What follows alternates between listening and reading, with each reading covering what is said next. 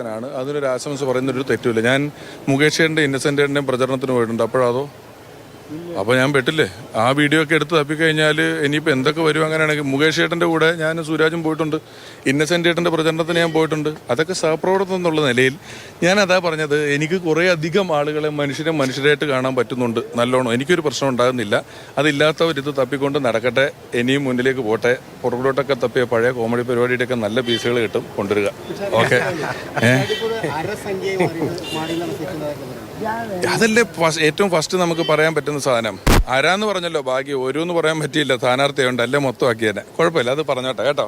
എല്ലാവരും പറഞ്ഞോട്ടെ. അവർക്ക് ജനങ്ങൾക്കൊക്കെ ആളുകളെയൊക്കെ മനസ്സിലാകുന്നുണ്ട്. ഞാൻ രാവിലെ പറഞ്ഞതുപോലെ തന്നെ എനിക്ക് പരസ്പരം ഒരു വാരി എറിയുന്ന രാഷ്ട്രീയത്തിൽ നിന്ന് എനിക്കൊന്ന് മാറിക്കണമെന്ന് വളരെ ആഗ്രഹമുണ്ട്. നമ്മുടെ കുട്ടികൾക്ക് മാതൃകയാവുന്ന രീതിയിൽ, വളരെ നല്ല രീതിയിൽ നമുക്ക് ഇവിടെയുള്ള ജനങ്ങളുടെ പ്രാഥമികമായ ആവശ്യങ്ങൾക്കും അവരുടെ കാര്യങ്ങൾക്കും വേണ്ടി നിലകൊള്ളണമെന്ന് ആഗ്രഹിച്ചിട്ട് രാഷ്ട്രീയത്തിലേക്ക് വന്നിട്ടുള്ള, അല്ലെങ്കിൽ രാഷ്ട്രീയം തുടർന്നു പോകുന്ന ഒരാളാണ്. അത് അങ്ങനെ തന്നെ തുടരും എന്നുള്ള ഉറപ്പ് ഞാൻ തരുന്നു.